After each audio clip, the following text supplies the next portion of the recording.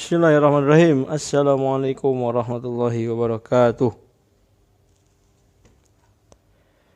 Baik, kita lanjutkan. Sebelumnya kita akan mereview profil Khalifah Abu Bakar As-Siddiq yang sudah sampaikan kemarin, bahwa nama sebenarnya dari Abu Bakar As-Siddiq adalah Abdullah bin Utsman bin Amir bin Amr bin Ka'ab bin Sa'ad bin Taim bin Murrah bin Ka'ab bin Lu'ay. Ya, Murrah lah yang menjadi kakeknya Abu Bakar, dan di Murrah lah nasab Abu Bakar dengan Rasulullah SAW bertemu, sehingga antara Rasulullah dengan Abu Bakar memiliki hubungan darah. Ya, nasabnya bertemu di kakek mereka yang bernama Murrah bin Ka'ab. Nah, kemarin disampaikan ayahnya diberi kunyah Abu Kuhafah. Ya, sering kita akan temukan dalam buku sejarah itu nama dari ayahnya Abu Bakar adalah Abu Kuhafah. Ya, bukan Utsman yang seperti nama sebenarnya, seperti sebagaimana Abu Bakar nama lengkapnya Abdullah, tapi dikenal dengan Abu Bakar As-Siddiq. Lalu kemarin juga kita sudah membahas tentang terpilihnya Abu Bakar As-Siddiq menjadi khalifah. Ya, ketika pasca meninggalnya Rasulullah, lalu beberapa golongan seperti Muhajirin dan Ansor mengajukan nama untuk menjadi khalifah, maka Abu Bakar meredam itu semua dan menawarkan nama-nama yang dijadikan layak untuk menjadi khalifah ketika itu. Ada Umar bin Khattab dan Abu Ubaidah Al-Jarrah. Ya, Abu Ubaidah Al-Jarrah. Namun keduanya menolak karena menurut mereka Abu Bakar lah yang lebih layak untuk menjadi khalifah pengganti Rasulullah SAW. Ya, Abu Ubaidah berkata, "Wallahi, kami tidak akan mau menerima pekerjaan besar ini selama Abu Bakar masih ada, selama engkau masih ada." Nah, setelah itu Abu Bakar melakukan sebuah pergerakan. Yang pertama ketika dia menjadi khalifah adalah mengutus pasukan Usamah. Ya, Usamah ini adalah seorang pemuda berumur masih 18 tahun yang diamanahi oleh Rasulullah untuk memimpin pasukan ya ke Al-Balqa, ya, di Syam, untuk membebaskan Syam dari orang-orang Romawi. Namun ketika itu sempat terhenti karena mendengar informasi berita duka Rasulullah sakit dan meninggal. Nah, setelah itu Abu Bakar tetap mengutus Usamah menuju Syam, meskipun Umar bin Khattab tidak setuju, karena menurut Umar bin Khattab lebih penting menyelesaikan masalah internal yang terjadi ketika itu pasca meninggalnya Rasulullah. Ya, munculnya nabi palsu, lalu orang-orang yang tidak mau membayar zakat, dan golongan kaum murtad. Nah, masalah inilah yang akan diselesaikan oleh Abu Bakar. Dalam pidatonya yang sangat terkenal, ya, Abu Bakar mengatakan, "Saudara-saudaraku, hari ini kalian telah mempercayakan kepada aku sebagai pemimpin kalian. Meski bukanlah saya yang terbaik di antara kalian. Jika saya bertindak benar, bantulah. Tetapi jika saya bertindak salah, maka luruskanlah." Itu ya kewibawaan Abu Bakar As-Siddiq saat memimpin, bahwa manusia tidak sempurna, masih akan ada banyak kesalahan, sehingga perlu diingatkan meskipun seorang pemimpin, ya, tetap harus diingatkan. Baik, ini yang kita akan bahas sekarang adalah bagaimana gebrakan yang dilakukan oleh Khalifah Abu Bakar di waktunya menjadi khalifah yang sangat singkat, hanya 2 tahun kurang, ya, dari pas meninggalnya Rasulullah 11 Hijriah sampai 13 Hijriah beliau meninggal. Ini yang pertama adalah menghadapi masalah internal umat. Ya, apa masalah internal umat? Tadi yang disampaikan di awal, ya, yang Umar bin Khattab tidak setuju Usamah menuju Syam itu karena banyaknya masalah internal umat. Apa aja? Ya, kita bisa dari semua masalah itu kita bisa kumpulkan menjadi 3 poin besar masalah internal umat ketika Abu Bakar menjadi khalifah pasca meninggalnya Rasulullah. Pertama yang dilakukan oleh Abu Bakar adalah menumpas gerakan murtad. Ya, gerakan murtad. Nah, ini ada ketika Rasulullah meninggal, maka otomatis umat Islam di Madinah khususnya itu kehilangan sosok. ya, kehilangan sosok, sedangkan pada saat kehilangan sosok pemimpin itu datang orang-orang munafik, ya, yang baru saja masuk Islam itu sudah terganggu keimanannya. Di antara orang-orang yang murtad ketika itu adalah dari kalangan Bani Asad, dan dari Ghatafan dan Bani Tamim. Itu di bawah kekuasaan Tulaihah bin Khuwailid, ya. Termasuk dia juga mengaku sebagai nabi. Nah, namun nama Tulaihah bin Khuwailid ini baru mulai dikenal setelah wafatnya Rasulullah. Begitupun tadi ya, Bani Tamim juga termasuk orang kalangan murtad, yang murtad dari Bani Tamim itu karena kepada mereka datanglah seorang Sajah bin Harith dari Irak, ya. Dia seorang Nasrani, namun disebutkan dalam buku-buku sejarah Islam itu Sajah ini memiliki dendam kepada Rasulullah Shallallahu Alaihi Wasallam seperti halnya orang-orang Persia dan Romawi, sehingga Sajah bin Harith ini memanfaatkan ketika orang-orang Islam sedang kebingungan mencari sosok pemimpin, Sajah masuk untuk meragukan, ya, memberikan keraguan kepada orang-orang Islam. Seperti zakat tidak perlu, ya, tidak perlu lagi percaya bahwa Nabi Muhammad SAW itu nabi terakhir. Itu termasuk yang disebarkan oleh Sajah bin Haris, ya. Maka ini yang harus dihadapi oleh Abu Bakar As-Siddiq ketika awal mula menjabat sebagai khalifah. Jadi awal mula menjabat langsung banyak permasalahan internal, ya. Bahkan tidak hanya ke Bani Tamim, ya. Kita juga mengenal Sajah itu bahkan berangkat menuju Yamamah untuk bertemu dengan Musailamah Al-Kadzab, ya, di Yamamah, dan bahkan menikah dengan Musailamah. Tapi dengan tujuan untuk memanfaatkan momen Rasulullah meninggal. Jadi momennya adalah Rasulullah meninggal, umat Islam dalam keraguan, maka Sajah menikah hanya untuk bekerja sama, ya, untuk mengganggu keimanan umat Islam ketika itu. Nah, yang kedua yang harus dihadapi adalah memerangi nabi palsu, ya, memerangi nabi palsu. Sebenarnya tidak hanya tadi itu Tulaihah bin Khuwailid, ya, yang disebut sebagai nabi palsu. Justru yang lebih terkenal, yang kita kenal sebagai nabi palsu pada saat wafatnya Rasulullah, setelah wafatnya Rasulullah itu adalah Musailamah Al-Kadzab, ya, Musailamah Al-Kadzab dari Yamamah. Ini juga untuk oleh umatnya sering disebut dengan Rahmanu Yamamah, Rahmanu Yamamah, atau kasih sayang masyarakat Yamamah ketika itu. Yang mendengar ini, maka Abu Bakar segera mengutus Ikrimah, ya, bin Abu Jahal, lalu dibantu Surahbil bin Hasanah, namun mereka gagal, ya, belum cukup kuat karena Musailamah Al-Kadzab ini cukup punya basis pasukan, ya, karena menguasai Yamamah ketika itu, sehingga diutuslah bala bantuan oleh Abu Bakar yang dipimpin oleh Khalid bin Walid, sehingga terjadilah pertempuran antara pasukannya Khalid bin Walid, ya, Ikrimah, dengan pasukannya Musailamah Al-Kadzab. Nah, kesulitan ini akhirnya bisa dituntaskan oleh Khalid bin Walid, ya, memecah kebuntuannya, karena membawa pasukan juga dari Muhajirin dan Ansor dan dari tiap kabilah masing-masing, sehingga mudah diketahui jika musuh masuk pertahanannya. Ini kunci kemenangan Khalid bin Walid saat menghadapi Musailamah Al-Kadzab, ya. Nah, ketika lengah, maka kita sering mendengar nama Wahsy, ya.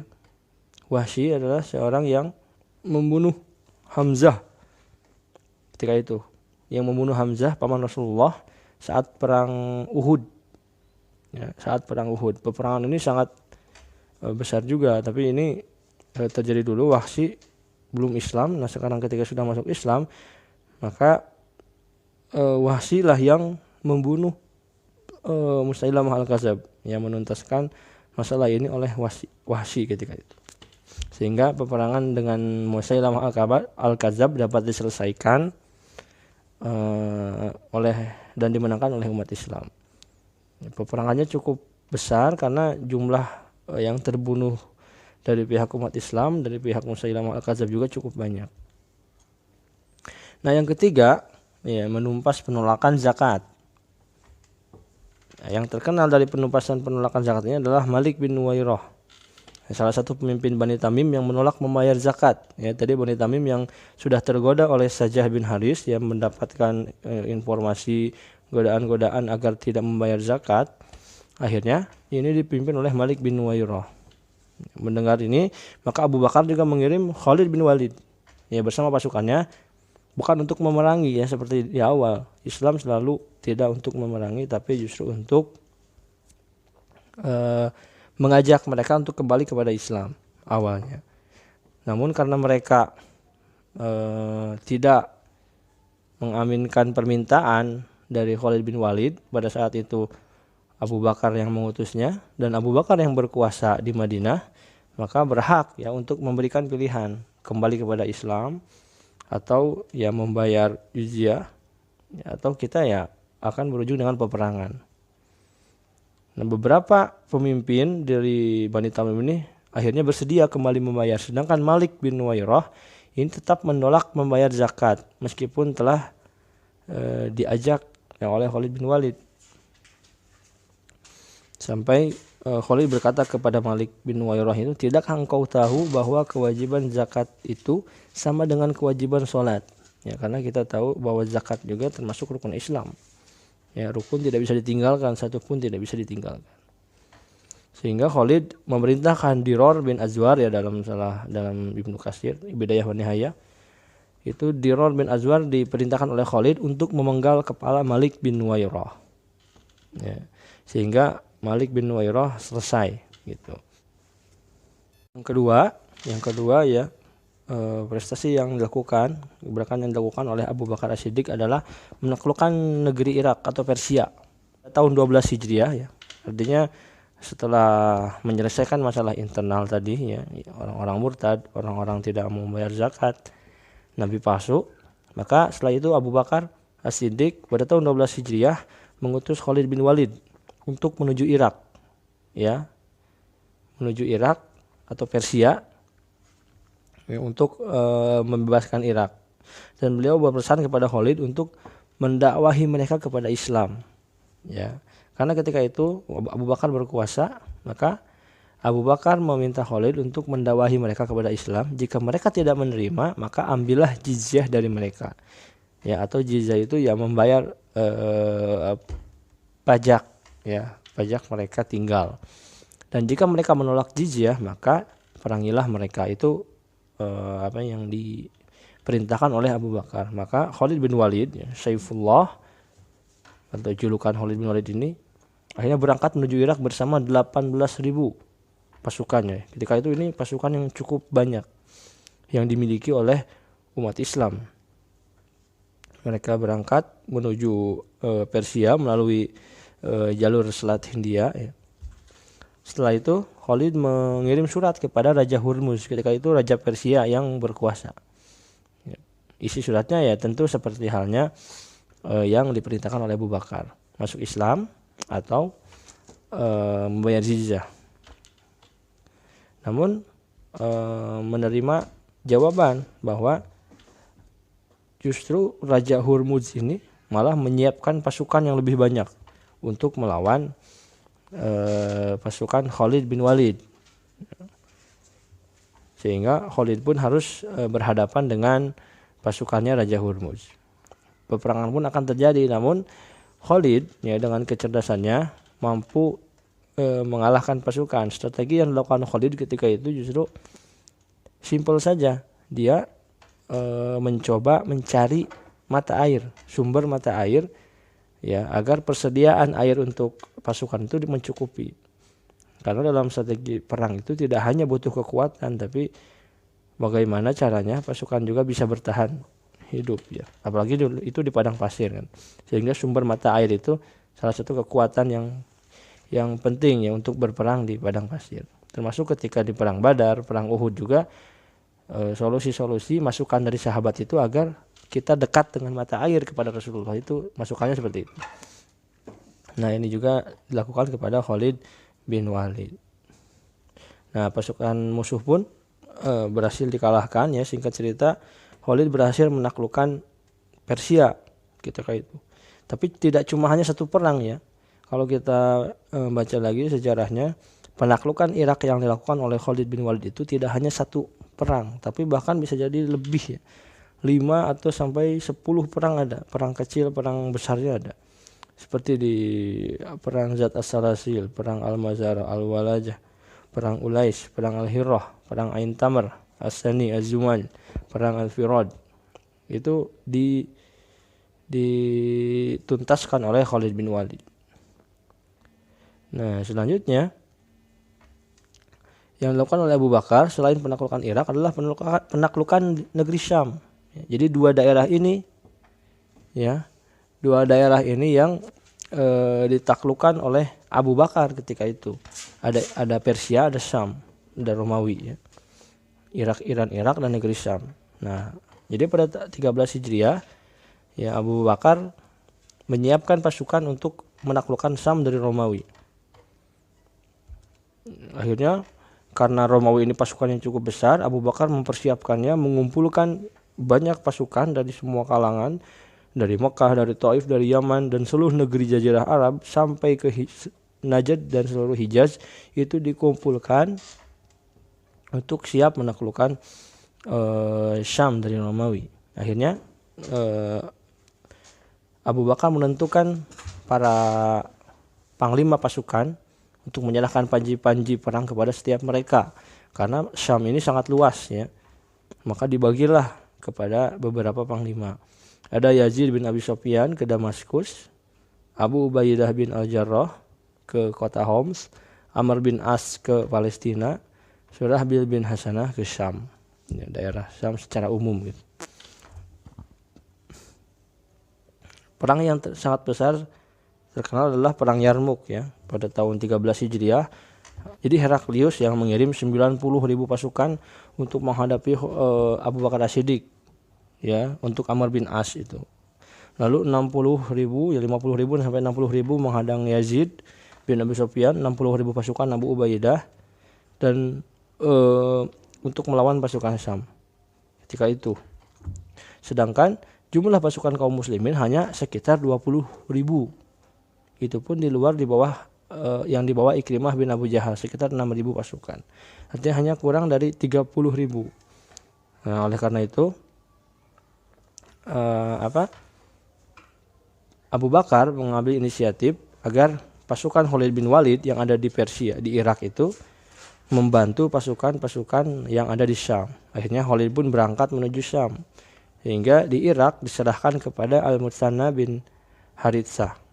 Ya. Jadi Al-Mutsanna bin Haritsah menggantikan Khalid yang memimpin di Irak, karena Khalid harus membantu pasukan Abu Bakar di Syam. Peperangan pun terjadi sangat lama ya, khususnya perang Yarmuk itu termasuk perang yang sangat besar, namun berhasil dimenangkan oleh umat Islam ya, setelah mengalahkan pasukannya Heraklius ya, pemimpin Romawi ketika itu. Selanjutnya adalah kodifikasi Al-Quran. Yang keempat adalah kodifikasi Al-Quran. Kejadian ini berawal ketika perang Yamamah ya, penumpasan Nabi palsu Musailamah Al-Kadzab. Nah, dalam perang ini Umar bin Khattab melihat banyak para penghafal Al-Quran yang berguguran syahid ya, meninggal dalam perang Yamamah, karena perang yang cukup besar juga ketika itu. Sehingga melihat kejadian ini Umar merasa khawatir dengan kondisi nasib Al-Quran di masa yang akan datang. Ya, ia mengusulkan kepada Abu Bakar untuk mengumpulkan Al-Quran. Ya, daripada nanti kata Umar penghafal Al-Quran itu berguguran lagi di perang-perang yang akan datang. Awalnya ini ditolak, tidak setuju. Kata Abu Bakar, bagaimana saya bisa melakukan sesuatu yang tidak pernah dilakukan oleh Rasulullah? Nah, maka Umar menjawab, demi Allah ini adalah suatu keniscayaan yang baik. Ya, berkali-kali Umar mencoba meyakinkan hal itu. Lalu Allah telah melapangkan dada Abu Bakar sehingga menerima inisiatif Umar untuk mengumpulkan Al-Quran. Lalu Abu Bakar menyampaikan hal itu kepada Zaid bin Sabit, dan mengatakan, sungguh engkau adalah lelaki yang luar biasa, sebab engkau pernah menulis Al-Quran untuk baginda Rasulullah. Sehingga yang menjadi penanggung jawab pengumpulan Al-Quran atau kodifikasi Al-Quran pada masa Abu Bakar As-Siddiq adalah Zaid bin Sabit ketika itu ya, atas usulan Umar bin Khattab, disetujui oleh Abu Bakar As-Siddiq, dan penanggung jawabnya adalah Zaid bin Sabit. Oke, mungkin itu saja ya untuk materi kali ini. Semoga bermanfaat. Assalamualaikum warahmatullahi wabarakatuh.